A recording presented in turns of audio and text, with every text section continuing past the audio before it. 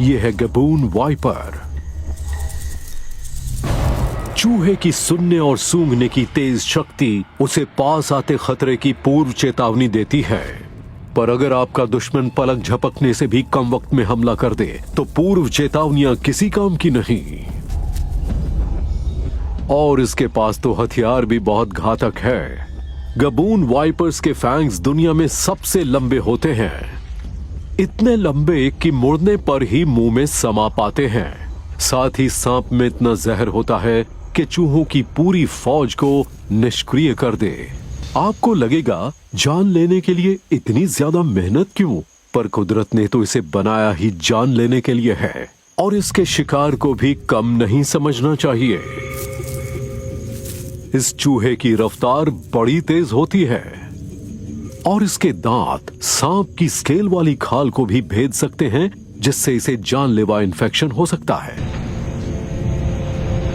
ये बिल्कुल भी हिलता डुलता नहीं और न ही इसमें कोई गंध होती है। चूहे को नहीं मालूम कि एक जानलेवा शिकारी इससे बस कुछ ही फीट दूर है।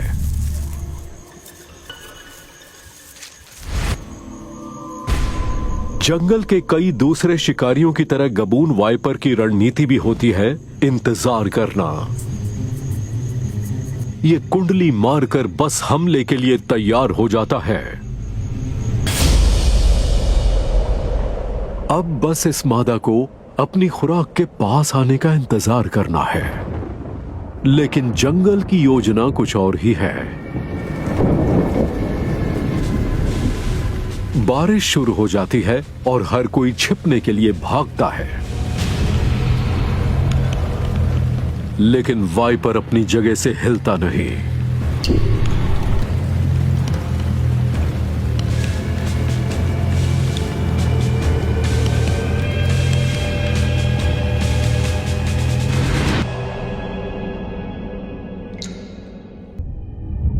और आखिरकार जंगल के खतरे से घिरे जीवों को अपना पेट भरने के लिए बाहर निकलना ही पड़ता है।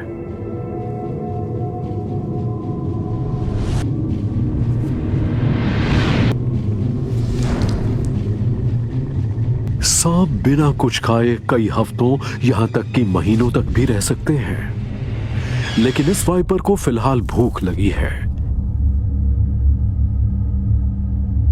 ये इतनी तेजी से हमला करता है कि फुर्तीला चूहा भी बच नहीं सकता।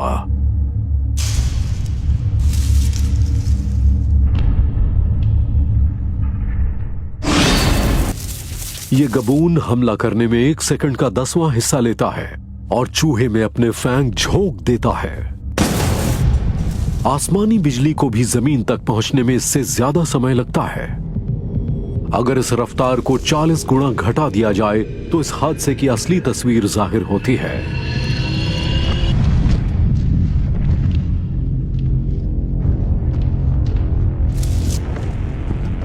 आधा सेकंड बाद ये चूहे को छोड़ देता है, इससे पहले कि ये जवाबी हमला कर सके। वाइपर के लिए ये एक पल का काम था, पर चूहे के लिए मौत का वारंट। आखिर गबून वाइपर ने यह काम किया कैसे? आखिर इसके शरीर में ऐसी क्या खासियत है जिससे इसे मिलती है इतनी तेज रफ्तार? इसके शरीर में ढेर सी मांसपेशियां होती हैं। सभी सांपों की तरह इसके मांसपेशियों वाले हिस्से इसकी पूरी रीढ़ की लंबाई में फैले होते हैं। गबून वाइपर इन्हें और पसलियों के बीच मौजूद दूसरी मांसपेशियों को सिकोड़ता है ताकि कुंडली को कसकर अपनी ऊर्जा को इकट्ठा कर सके। इसका मोटा शरीर किसी ऐंठे हुए स्प्रिंग की तरह काम करता है। जब इसकी टेंशन रिलीज होती है तो ऊर्जा आगे की तरफ बढ़ती है और इसका सिर बड़ी ही तेज रफ्तार पर आगे की तरफ बढ़ता है।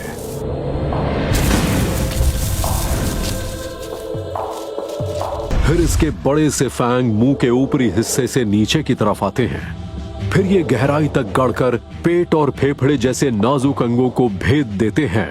विशाल विष ग्रंथियों के आसपास मौजूद दमदार मांसपेशियां सिकुड़कर खोखले फैंग्स के जरिए जानलेवा विष झोंक देती हैं। ये सारा काम आधा सेकंड में हो जाता है। चूहा लंगड़ाता हुआ यहां से चल देता है, पर यह मादा गबून वाइपर इंतजार करती है। चंद सेकंड में ही टिश्यू पिघलने लगते हैं। खून आंखों की तरफ बढ़ने लगता है। टिश्यू को बर्बाद करने वाला जहर जल्दी ही चूहे को जहां का तहां रोक देता है। शिकार अब निष्क्रिय हो चुका है तो सांप अब इसके करीब आ सकता है। इतनी बड़ी खुराक से इसको कई हफ्ते तक अब कुछ खाने की जरूरत नहीं पड़ेगी। मादा गबून वाइपर चूहे के मरने का इंतजार नहीं करती।